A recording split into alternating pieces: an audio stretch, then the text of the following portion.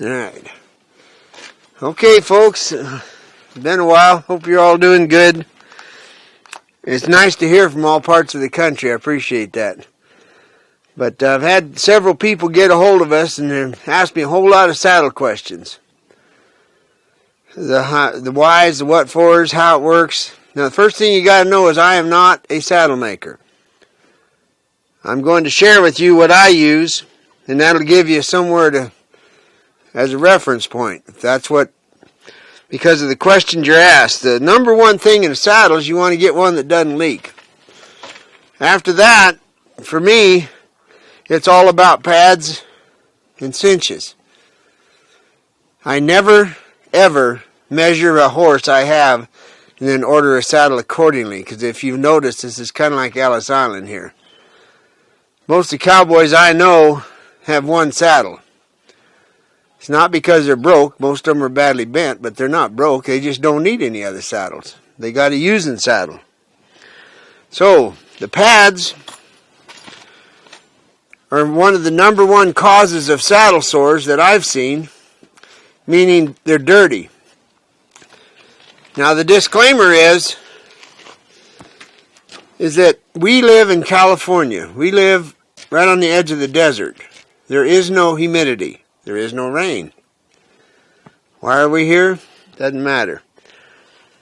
Everybody that on the other side of the Mississippi River, I hope this is highly entertaining, but it has absolutely nothing to do with you. Because as you know, in your country, it's a whole different ballgame when it comes to saddles and horses. And especially the way you pad your horses. When we were back there, the type of pads that we used, we could never get them to dry out because of the humidity. So anyway, I'm just going to tell you what's going on out here. This is a pad that you buy at the feed store or the ranch supply, and they're $40, $50, something like that. As soon as I get to the point where they're not any good anymore, they're a dog bed. The hair packed in here from the withers. The hair packs in back here from the springtime when the horses shed. This pad is a dog bed when they reach this point. This one is doing just fine. It's still got some time on it. Now this spring when the horses start to shed, I've got to watch it. And I'll pay attention to it. So it's still got some life in it. It's the same kind of pad. You don't have to sell your firstborn to buy these pads. I go through 2 a year at least. And here's one that I'm just getting started with. So this is not sheepskin. It's not hand-woven wool. This is a Pakistan, whatever the hell, China, whatever you want to call it. And they do just fine. So what I do is I put these pads on. And then I put the double blanket on. That's kind of my protocol. And when I say double blanket is, I know there's people that put the saddle blanket down first and then a pad. Well, okay, doesn't matter. You get to do whatever you want. I put the pad down, then I put these double blanket. Now this is a heavy one. This is a pretty heavy blanket. I do that on purpose because it's thick. So that's how I deal with the pads. Now, that's a typical regular withered horse. This pad is a coolback, and we all used to use them in the 80s because they were just so cool. And what I use it for is to shim. If I got a really, really high withered horse, I'll put this in between the pad and the blanket. And that gives me all the height I need. And that's an extreme deal, but I keep this around just for that. I've rode some thoroughbreds that I've used this pad on to help get some thickness so my saddle sits right. Now, this is for a really high withered horse. I spent the money and got this because my horse Shoshone's got really, really high withers. So as you can tell, I needed to get a pad that would rise up in the front and have a break in it. And oh, by the way, It's not felt underneath. It's, we'll call it Chinese virgin lamb.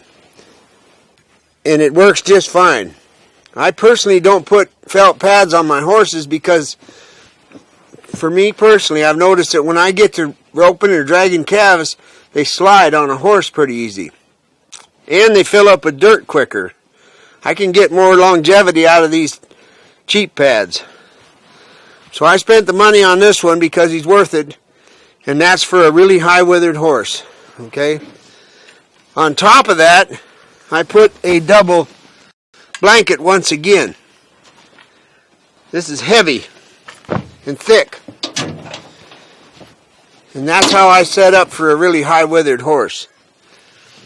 Now, mutton-withered, flat-backed. This is a double blanket, half the weight of this one, and half the thickness. Our friend Boyd sent us these. He's up on the Navajo. And these are really nice. But that's all I need for a mutton-withered horse or animal. You'll see in a minute. So that's the pad story. So I guess what I'm going back to is it's common sense. Now the cinches, these are just some of the cinches I use. And it's not like they're special, but every one of them's a different length. So I try to get my cinches where I've got plenty of room between the latigo and the saddle. That's why the latigo is as long as it is. So these go from 26 to 36, depending on what I'm riding. These are mohair. I like mohair because it dries out and it cleans up real easy. I've had this cinch for a couple years, and it's just fine. And I don't know all the buzzwords, but I just know they work really well for me, and I can throw them in a bucket of water in summertime after I get done riding. Come out after the siesta, hang them up on a nail, and use them the next day, and they're nice and clean. So that's the cinch story. Now the saddle. Once again, I am not a saddle maker, but I do know how to read. And I had a list of questions longer than your arm about saddles, so I'm going to show you what I know. I get rough out saddles. The reason I get them is because I tend to stay in the seat a little better, and they stay cleaner for me. I can take an air hose and blow this off if I need to, because as you probably know, I ride them, then I sell them. But this is the type of saddle that I like to use, and this is what I get. There's no other type. This is it. This is a 16-inch saddle. If you don't know how to measure one, it's from here to here. That makes a 16-inch seat. Overall length is from the farthest point out to the farthest point back, which is 26.5 inches. Height of cantle.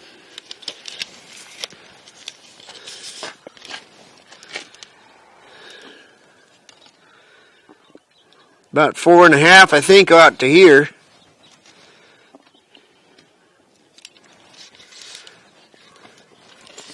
Width of horn is 5. Now, something that I had done on these saddles, it took me quite a few years to get them where I like them. And that's how tall the horn is in the front. And that's how tall the horn is in the back. And the reason I did that, because you guys that rope on a slick horn know that this bone right here on your wrist gets the hell knocked out of it if you've got a flat horn, because you end up hitting your wrist on there. So I made that angle just enough, and it tapers down so that I can stack my dollies, and I want my dollies on the bottom of my horn. If you put your dollies up here on the top of your horn, it puts too much pressure on your horse's back. It's very simple. When you go into a branding pen or you're roping and you're dallying up here, when you pull on that rope, that's what it does. Okay? Because a lot of guys, they get caught up in the heat of battle and they forget to tighten their back cinch up good and tight when they go into brand. So I've watched it for years. So I try to make a point to have a tight back cinch. And oh, by the way, if you've never tightened a back cinch on your horse, either throw it away or tighten it. Because if you keep it on, it's just going to get hung up on something. It's a real sight to watch one hang up on a gate. They're designed to hold the back of the saddle down. And for you folks that don't rope, and if you come off the side of a mountain, it's really nice to have that back of that saddle stable so it doesn't go up with you. So that's about all the big measurements. And the tree is a weighed tree. The degrees, I have no idea. I've never stored this saddle rack, so I'm just telling you that's what the degrees of the bars are. Can you put a tape measure between the bars just so we can get a measurement on that approximately? Yep. Like where the road's at. Alright. Here's the inside of the skirting. And oh, by the way, this is not sheepskin. It's, Chinese? I forgot the name of it. Manufactured or something. Anyway, it's communist. Doesn't matter. There's your distance, if that'll help you on your own saddle. What's it about? 5? 5 inches. Now, the height from here down, I can't measure. I can do that, and I'll show it to you on a horse. But if you have an Orthorex or a vinyl or plastic saddle with a leopard skin seat, we're pretty much done talking. This is nothing you want to watch. All right, let me get the first horse.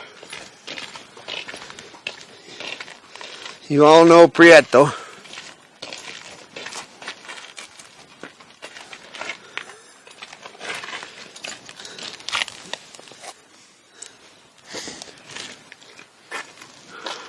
Now, as most of you know, I clip the hair off the withers.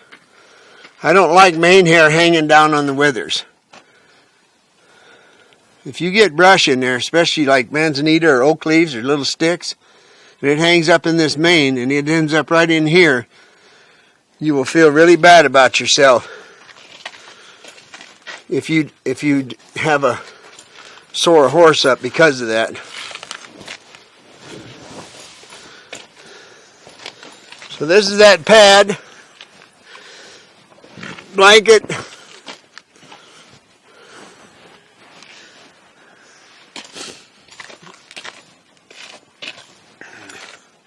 Now this is a thoroughbred cross. So all thoroughbreds have nice withers. That's one reason cowboys like to ride them.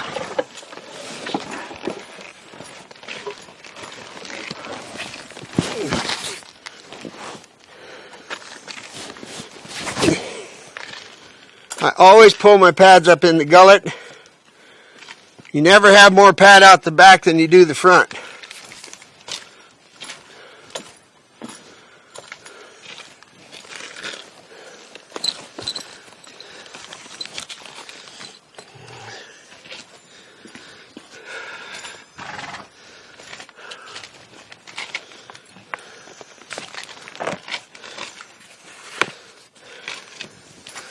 Talk a little bit about how some of the felt pads we've noticed on people, they actually take the hair off on the teeth of the horse or the loin. Yeah, Deb's talking about the felt pads. The black ones and white or whatever they are. A lot of times because of the way a horse moves or the way a rider rides, it does that. And it tends to take the hair off on the kidneys, but that's mainly in the springtime. Now here's the important thing I want you to know. You see them hobbles? You don't ever, ever, ever tighten a cinch on a horse with hobbles buckled. To me, that's betrayal. All my horses get cinched 3 to 4 times. Now this is how tight it is the first time. Thoroughbreds tend to be thin-hided. So I take more time cinching him than I would a cold-blooded horse.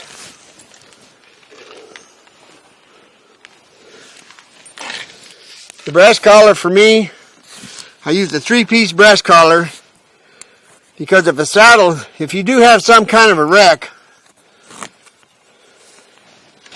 because of this strap right here, it'll keep that saddle from rolling under the belly.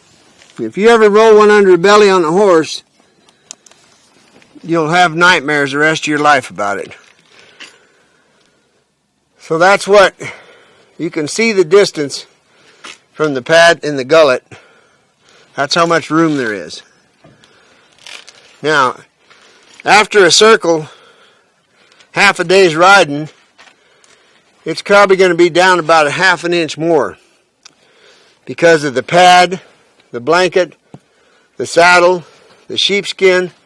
This is a pretty new saddle. I've only been riding it a couple weeks. So I know it's going to come down a little bit, but it's not going to touch this blanket. That's a normal, thoroughbred setup right there. Now I would untrack him and hit this cinch again and leave the tail out to remind me that he's got to be cinched again. Then before I ride him, I would cinch him one more time and walk him in a circle and get on. It's no different the way I tie off. I tie off, it looks like a diamond hitch when I'm done, when I'm doctoring. But I've learned that I am not in that big a hurry, and it's worth taking the time about cinching a horse with some kind of politeness and tying off for safety. I don't need bragging rights. So anyway, that's what it looks like on a horse. Just like the barber shop. Next. Alright, this is Shoshone. Everybody knows him. And incidentally, Deb will show you the withers so that you can see. That, my friends, is a special back. That's one of the reasons I got him. And I knew I could pad for it. And I'm not going to go into great detail of why I think his back is made the way it is. But it doesn't matter. I'm sure there's all kinds of opinions. And just for the sake of conversation, I got to clean house every once in a while. We made the video the other day about him on the tarp, and I'm going to ride him with the flag and ride over a tarp. That'll be coming up. And somebody contacted me and said that they figured that horse had already been on that tarp. And this is the patience part I tell you about this whole deal. And I know we hung our shingle out. But I'd like you to understand that I built myself up to that tarp in increments. This is for the human that was contacting me. And there's a difference between a tarp and a rope. And sometimes when you have a bad habit in a horse or a human, you come in from the backside. So what I wanted to do was just build his confidence about things on the ground. So I'd already done the flag on the ground. I'd already done the rope on the ground. I've roped cattle off him. And when I laid the tarp down, it didn't take him long to figure out that it was no big deal. That's why it went so well. And I mentioned in the video, if I'd have done this first, it'd been a hell of a wreck. Excuse me while I hobble Deb's mule. Alright, now I showed you the pad already.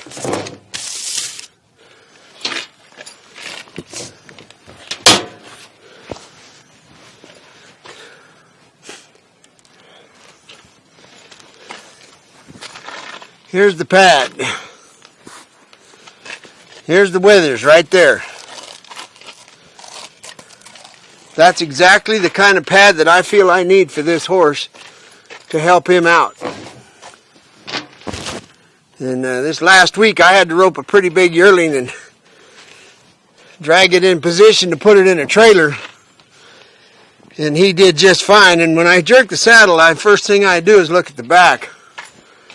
And there was nothing negative. Now watch where the gullet is on this saddle.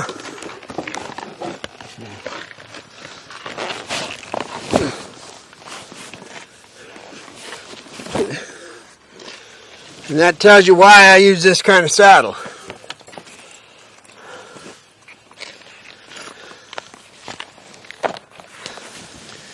You know, there's folks that actually don't know about what I'm about to do. And I want to show you something. This is a latigo.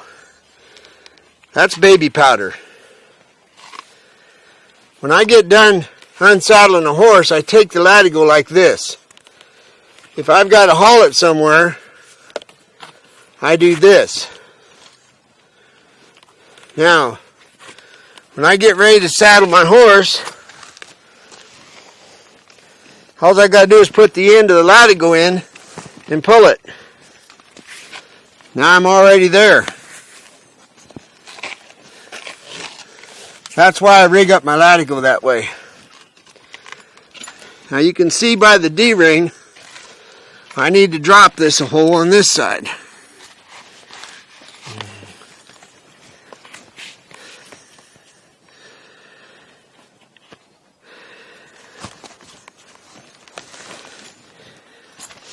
And I know in my mind that because of the thickness of the pad and the blanket and everything else, by the time I actually pull this down, it's going to end up about here. So that'll be just right for my day's work.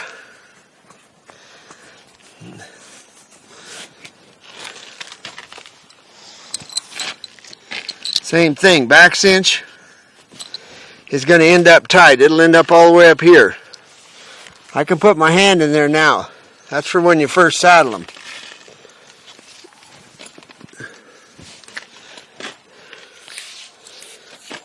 Now there's people that don't like breast collars because they take the hair off their shoulders, they say. Well, I think that's why I like this ring type with that this part goes up and down depending on what kind of horse I'm riding. And I'm guessing that's the only reason that's different. But this here is the key to a saddle, is right there. Anyway, The rigging. that's what the space is on this really high withered horse. Now the rigging on these saddles is set low and back. It's a 5/8 rigging. Personally, I want space between here and the shoulder. That's why I have this kind of rigging. And if you ever watch a belly of a horse, there's a flat spot here and then it gets round and goes up. Well, I've got that flat spot to work in. A lot of guys like a full double. Well, I'm just telling you what I use. It also, the bottom of a lot of D's is right about here, and mine hangs down farther. I've still got plenty of pad to protect it, but it basically wraps the saddle around the horse. That's the way I see it. And I've already showed you this, but my friend Lee up in Wyoming, he's running a feedlot up there for padlock. I want him to see this. And Lee, all you need is a sharp knife, partner, and you can make that. Because that has saved my life a couple times. So there you go on a really high withered horse right now. And that's it. Okay.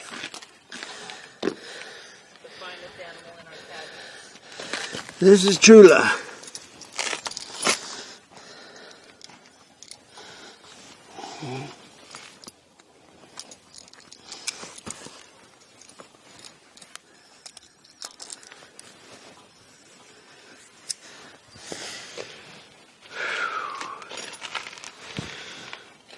Now, 4 of us could eat a pizza off the back of this mule. So if you just look from here back, it's what they call the model quarter horse since the 70s. Mutton withered.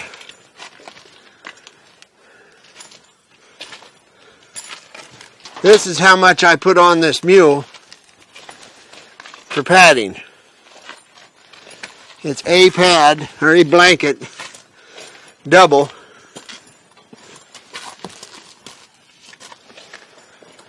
Two layers, and that's it.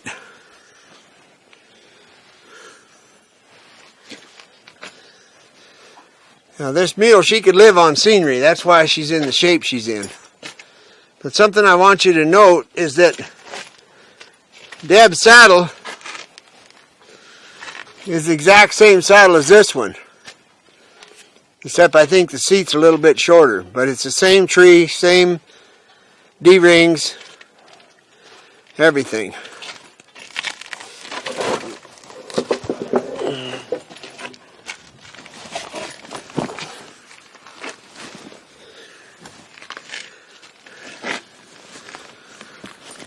Now there's volumes written on how to fit a saddle on a mule. I make a real point to get the horn towards the front and the cantle towards the back.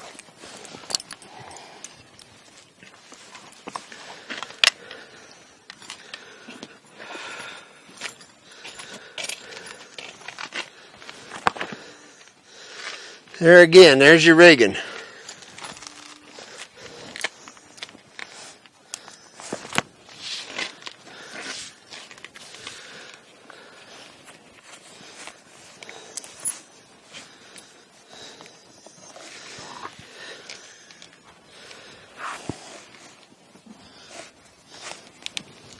That's how tight it is for now.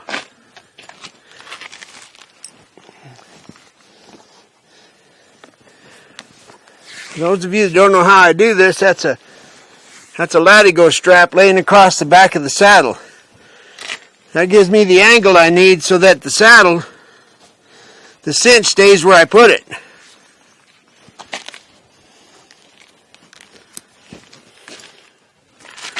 Now the deal on this, there's a hobble strap between the cinches, but I don't want it bowed. I want it tight. None of this works the way I do this unless you got a breast collar. You want to make sure that you have a breast collar that has an adjustable strap on it. So when you hook this up, you want to make sure it's not hanging way down. Because the way this whole design works is that the strap here keeps the front cinch in place. The strap between the front cinch and the back cinch is straight in line with this one, so it all stays straight. That's the way it works. Now we don't live on the flat.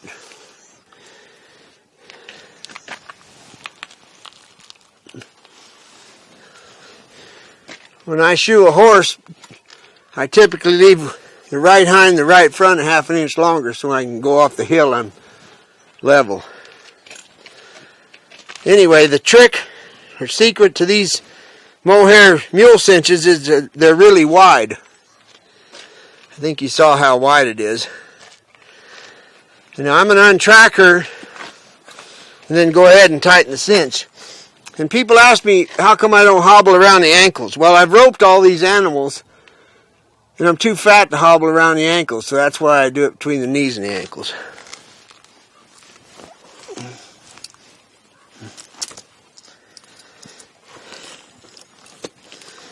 Now, in a couple more birthdays, I'll be hobbling above the knees, right here.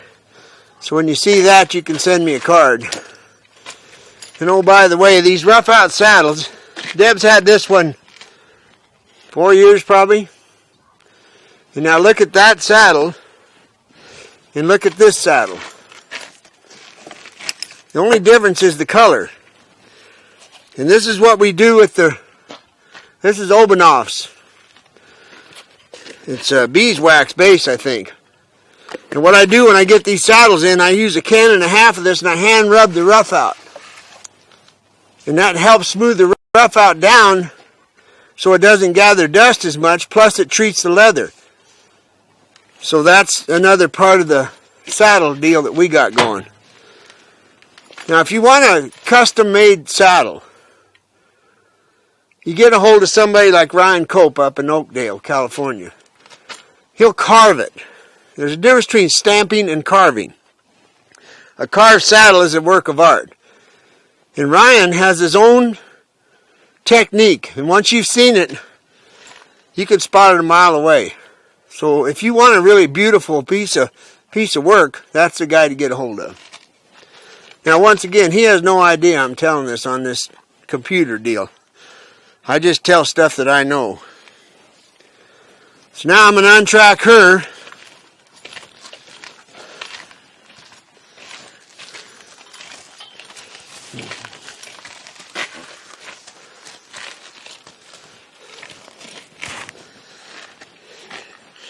Now that's about how tight the front cinch is. It's not real tight, huh? It's not real tight, no. So that gives the freedom of moving of the shoulders that people are after. Everybody, well, you heard what Deb just said. I'm sure it's right. Like I said, You got the mic. well, I've got the mic. Well, anyway, she said it's freedom of shoulder, we call it. So there's all kinds of buzzwords. All I know is that I don't want it to move. So now I'll tighten this up. And the latigo going over the back of the saddle does the math to hold the billet back. And this is what I call spring a rib. The ribs are right here. And I try to get the D-ring to end up right on the ribs. And if you have ever noticed the back ribs, the last ribs on an animal, is they spring. Well, that makes that comfortable for her. Plus, it's far enough back. It's gone past the round part of the belly. And we don't use a crupper or britchin'. And she's just fine.